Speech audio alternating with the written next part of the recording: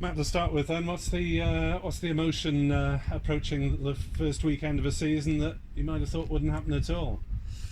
Obviously, excitement, a bit of nerves, as there always is, I think as there should be, because it's that unknown, isn't it? You go into the first game, you think that all the prep has gone really well, but you only know when you come up against opposition for the first time. So, look, we've had a really good pre-season as far as we can, as we've made best really with the conditions. Inter-squad games have been really good to see guys putting their hands up, and so excitement really, and a little bit of nerves from me. So that toss, more on the toss actually down at Taunton, funny enough, because generally I think it'll be a bowl first wicket, and then it tends to get better. So a lot of pressure on the skipper to win the toss. How has it been having to compress the preparations a bit in the last month?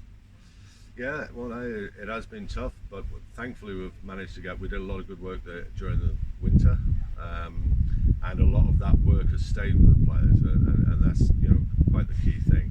A bit of rustiness, as you can imagine, especially with the bowlers and the workloads that they go through, but I think we've managed that pretty well, and they're in a decent position now to go full throttle on Saturday. Summerset, your other side, you probably know most of their team from at least being in the academy when you were there. Yeah, well, virtually there's probably three players that less familiar with in Lammonby, Byram and Bartlett. They were just they were there or thereabouts at the time, but obviously in 2 or 3 years their games could have changed quite a bit, so not taking anything for granted with those. But the other lads, obviously Abel and Hildreth, from a batting perspective, Davis, and then obviously their bowlers, very familiar. What about the group as a whole then? 4 first division sides among your 5 opponents.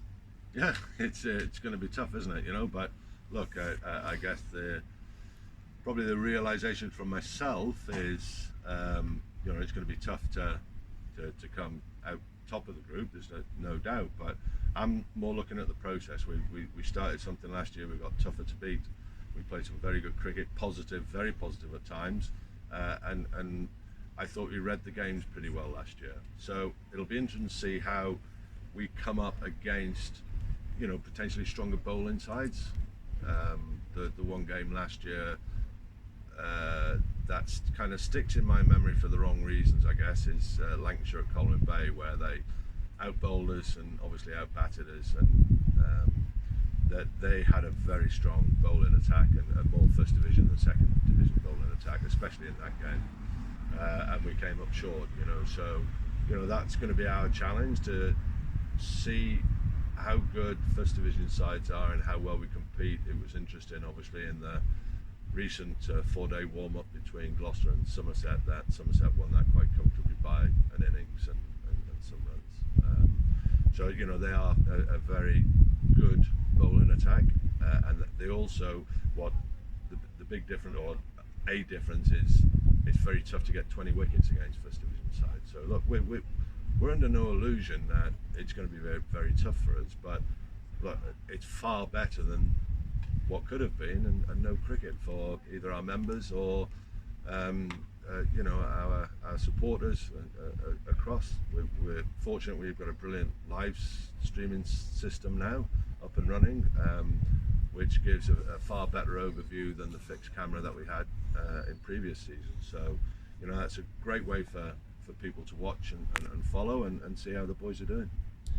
And away from home for the first time, obviously you'll have to take a lot of precautions where you're staying and so on, and is that going to be a challenge mentally, that the players won't be able to go out and do much in the evening, if anything? Be a lot of films watched maybe?